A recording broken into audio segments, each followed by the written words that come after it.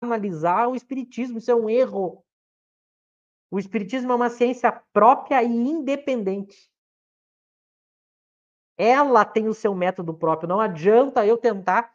E até hoje eu acompanho aí algumas lideranças espíritas da área acadêmica e eles cometem esse erro. Eles estão viciados e presos no seu academicismo e eles estão tentando ler o espiritismo. E aí eles querem ler o espiritismo com a sociologia, eles querem ler o espiritismo com a filosofia clássica, mas o espiritismo não é uma filosofia clássica. O espiritismo não é uma filosofia clássica. Eles querem ler com a pedagogia das academias. Eles querem adotar metodologias acadêmicas no estudo do espiritismo. Não vai dar certo, como não tem dado. Por isso que, para concluir essa questão que tu colocou, quem está fazendo isso até o momento, quem está fazendo isso muito bem é o Alexander. Porque o Alexander, por que ele está se destacando? Porque ele não está fazendo espiritismo. Ele deixa muito claro isso. Ele está simplesmente fazendo um trabalho de pesquisa acadêmica no mundo todo para mostrar que a psiquiatria e as psicologias materialistas e as teses materialistas da academia, elas têm graves problemas, preconceito, contradições, limitações. Ele está mostrando que as explicações materialistas que são fortes na academia, elas não são, na verdade, algo virtuoso. Pelo contrário, é uma deturpação do jeito de fazer ciência. Elas não dão conta. Ele está mostrando que o materialismo não é a única opção. Ele está mostrando que há outras opções que não opção materialista e que também podem ser científicas. Então, o Alexander ele está na região pré-espiritismo, pré-Kardec. Ele está no pré-Kardec, que é a parte onde eu mostro que o que eu tenho na academia é insuficiente. E aí eu fico, então, bom, então vamos buscar agora uma explicação melhor para aquelas que a academia está dando. Só que no caso agora, eu não preciso desenvolver uma ciência nova, eu já tenho uma pronta. Qual é as obras de Kardec, ciência espírita. Então eu mostro que a psiquiatria, a neurociência, a psicologia, elas não dão conta de explicar os fenômenos da mente e do espírito. E em vez de eu ir agora começar do zero uma nova teoria, eu já tenho uma pronta, é Kardec. E é para esse lado que o Alexander está indo. Então ele está indo muito bem. Claro que é.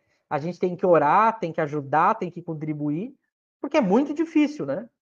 Não é fácil fazer ciência e seguir esse caminho, porque há muitas especulações, interesses, preconceitos. Então a gente tem que ajudar, mas por enquanto o trabalho está bonito, porque eles estão percebendo o seguinte: olha, tem um senhor aí do século XIX que fez uma teoria que parece que ninguém conseguiu fazer uma igual. Então vamos pegar a dele agora então para estudar. Opa! Aí a gente pega a dele e descobre, meu Deus, ele já resolveu toda a questão. Ele já deixou uma ciência prontinha para a gente. Então é isso que está acontecendo. Agora, isso eu estou citando o trabalho do Alexander, que a gente vai ter esse evento agora no final de novembro, que vai ser um divisor de águas, né? Que é o primeiro evento que vai reunir kardecianos, especialistas em Kardec, dialogando com esse grupo acadêmico que o Alexander tá dirigindo. Então é um grande momento, né? É o momento de dizer, olha, há uma ciência já pronta que vai dar conta de explicar o que vocês não conseguiram, que é Kardec. Então Michel, não são meros espíritas no sentido da palavra, eles são físicos.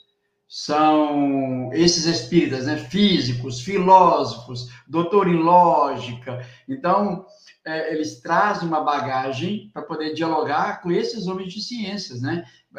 Está pautado no conhecimento da ciência, né? A ciência dos homens e pautado, claro, no conhecimento da ciência espírita. Michel.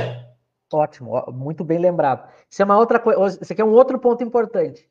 Para eu dialogar com as demais ciências, eu tenho que conhecer bem o espiritismo e o mundo acadêmico científico. Então, pela primeira vez, agora a gente tem essas duas coisas. Porque a gente tinha antes ou pessoas que conheciam pouco de ciência acadêmica e pouco de espiritismo, e aí dava algo ruim, ou a gente tinha alguém que conhece. E ainda tem pessoas que são muito boas academicamente no movimento espírita. Tem grandes doutores no movimento espírita, mas não entenderam o espiritismo. Então também dá problema. Agora, a gente tem aí algumas figuras agora que elas se dão bem dos dois lados. Então elas podem fazer essa ponte, que é muito interessante a título de estudo, né? E para não ficar abstrato, é óbvio que eu estou falando de duas figuras que são os maiores especialistas em Kardec do mundo, que é o Silvio Shibene e o Cosme Massi, né? E que não é à toa que um vai abrir o evento do Alexandre e o outro vai fechar. Não é à toa que isso está acontecendo. Agora, a gente tem muitas pessoas no movimento espírita que têm uma boa vida acadêmica e científica, são doutores, PhDs, mas não entenderam espiritismo, não conhecem espiritismo e ainda fazem confusão. Eu acompanho vários. Acredito que são pessoas bem intencionadas, mas não entenderam. Tem vários autores, às vezes, que me chegam e eu digo, não entendeu. Não entendeu. E eu vou dar uma pista aqui para quem está nos ouvindo. Quando surgir algum palestrante espírita metido a doutor acadêmico que começa a falar muito que tem que atualizar Kardec, tem que contextualizar Kardec, é Kardec para o século XXI, já começa a abrir o olho. Porque eles acham que Kardec tem que se adaptar à ciência, mas não é. Mas não é. Eles têm que entender Kardec. Eles têm que entender Kardec. E para citar um nome aqui, para não ficar abstrato, eu dou um exemplo clássico, a Dora Encontre. A Dora Encontre é esse exemplo clássico. Ela não entendeu Kardec. Só que, ao mesmo tempo, ela é uma pessoa que tem uma influência e uma boa comunicação muito grande. Ela fala muito bem, é uma pessoa muito instruída, muito intelectualizada. É a receita para dar errado. Porque aí a pessoa não consegue entender aquele autor, só que ela também não consegue enxergar que não está entendendo.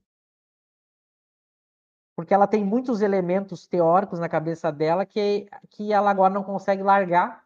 É como se a pessoa cegasse, né?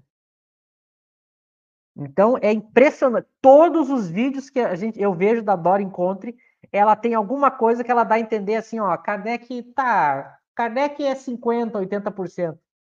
Kardec tem algumas coisas em Kardec que não é bem assim, mas ela não entendeu.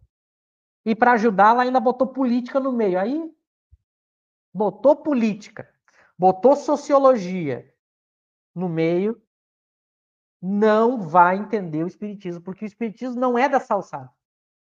Eu tenho visto trabalhos de conclusão de graduação, trabalhos de mestrado e de doutorado de espíritas que querem falar de espiritismo usando autores acadêmicos. Não dá certo. Não dá certo. Eles estão errados. A Lígia ali falou, né? Que a Dora fala que Kardec era progressista. Kardec nunca disse isso. Porque progressista é um termo da política. E o espiritismo não trata de política. Então, eu só estou citando exemplos aqui. Mas são as confusões que já aconteciam desde Kardec. E hoje continua acontecendo. Então, eu citei exemplos de boas pessoas que estão fazendo um trabalho bom, que são a minoria, porque eu digo, não é questão nem de má intenção, viu? É difícil, não é fácil. E pessoas que estão fazendo trabalho ruim. Tem pessoas que estão fazendo trabalho ruim. Eu vi, Então a gente tem que ter cuidado, assim. Eu fico muito preocupado com esse movimento espírita que acha que a qualificação para entender Kardec é ter doutorado. Eu fico muito preocupado. E eu fico muito preocupado porque isso é um erro